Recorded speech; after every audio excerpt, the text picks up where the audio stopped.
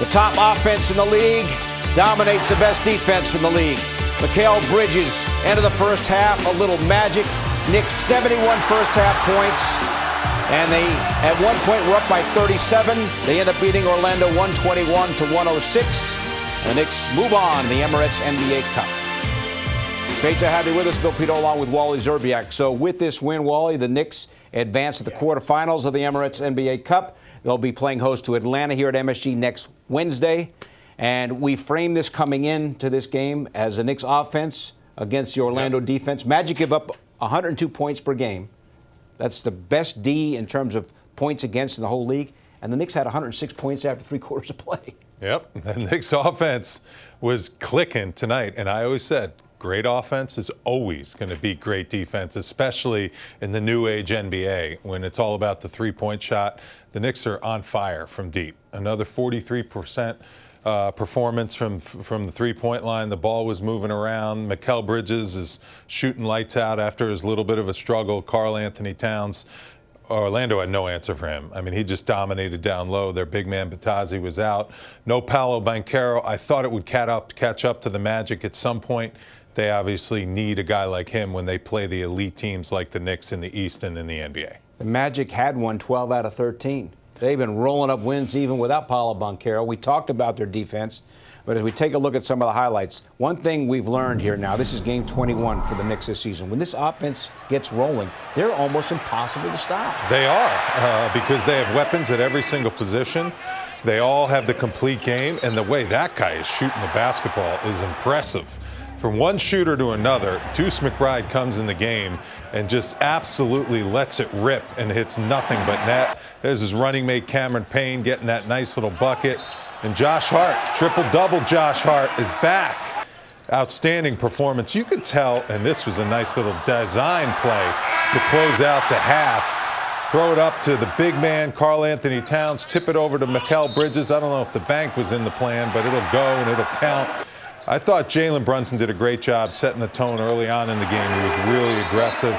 And then Mikal Bridges just continued to pour it on. In that third quarter you mentioned, they had it up to 37 points. Let their foot off the gas a little bit, but it doesn't matter. That's a great wire-to-wire win for the Knicks. All right, the numbers for you.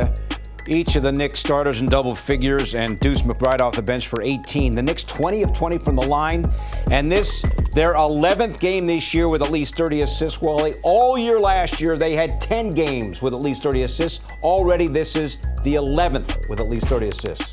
Yeah, this personnel moves the ball. There's nobody holding the ball. There's nobody going one-on-one. You take 2-3 dribbles. You explore the first action. If you don't have anything, you swing it, you move it.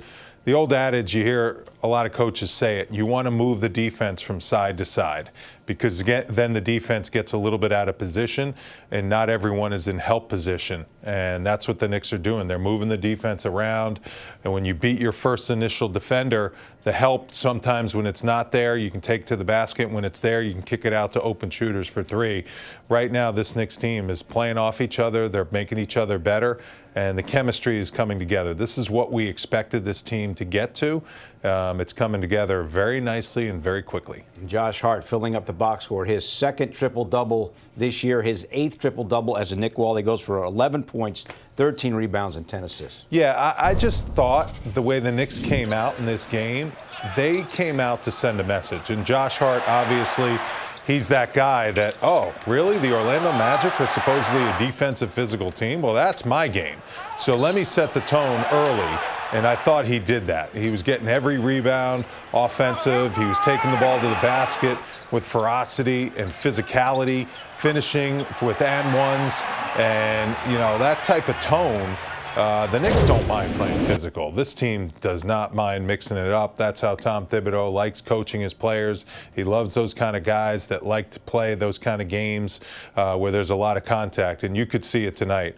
Orlando came out making a couple threes to start the game. Caldwell Pope was on fire. They built themselves a lead of, I think, 14-6. But once this game started to settle in, I think Orlando looked at the Knicks and they were like, we don't have as good of players. And no matter how hard we play, we're not going to have a chance in this one. That's what the Knicks sent the message at in this game. All right, let's sort out the Emirates NBA Cup. As we mentioned, the preliminary round is over and it's all set. Bucks beat the Pistons tonight, so they win Group B, and they're the #1 seed. The Knicks are the #2 seed. Atlanta won Group C. They're going to be the 3rd seed. And the Magic, despite losing, will be the wild card. So the Knicks and the Hawks will play here next Wednesday night, and Milwaukee will host Orlando in the other quarterfinal in the Eastern Conference.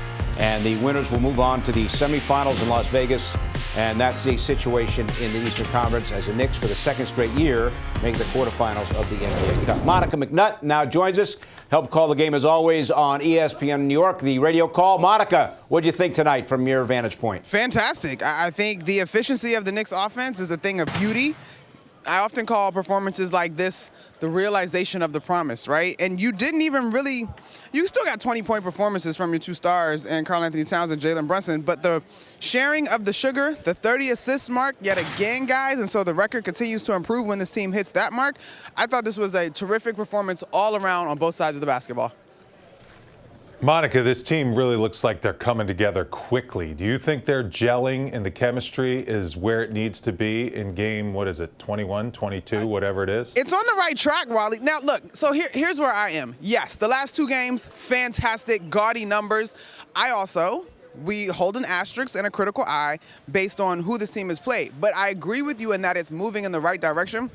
I still think of what Jalen Brunson said during that road trip, that this team has to find a way to find steady as opposed to ups and downs and roller coasters. But right now, it's gotten pretty level with these 2 performances. And I think they have a good chance to kind of keep this same momentum as you look at the schedule for the rest of the calendar week. Monica, we've talked in recent pregames about the bench, Deuce McBride and Cam Payne. Tonight, you had McBride with 10 points in the first half, Payne with 7 points in the first half. And when Jalen Brunson came out in the first half, the Knicks were a +12. I thought that was one of the keys to the game tonight. I agree with you, Pito. I agree with you because that is why those guys have been brought in Cameron Payne over the summer and Karl-Anthony Towns over the summer. And then for McBride, we saw what he was able to do for this team last year. This year, it likely is going to be building upon that. And so there's a level of trust and equity there that gives this team confidence. I mean, to be able to continue in a positive direction and not absorb a hit when your stars go to the bench, like that is an incredible sign of growth. And to Wally's point, of a team that is gelling and beginning to understand one another, both in terms of where one another's spots are and what one another's strengths are in real time. Monica, Josh Hart, he's just been playing so well all season. Another triple-double in today's game. How important is he to the Knicks' pulse and their heartbeat? I would say he is the pulse, right? If Jalen Brunson is sort of your steadying force, your captain, your leader, it's Josh Hart that kind of sets the tempo for this team. He's relentless in so many different facets. And anytime you talk to him, you guys, and you guys know this, it's all about the team. He's willing to do whatever is necessary in order for this team to win. The first thing that he said to us in our post-game interview was like, oh, yeah, we don't really care who's doing it. We just love that everybody's getting involved as far as this team being able to put W's in the appropriate column. So for so many reasons, because of what he brings physically, but also his mentality, I would agree with you. He's certainly a very important part of the pulse of this team. All right, Monica, triple-double for Josh Hart. Thank you, as always. We'll talk to you on Thursday night. Sounds good.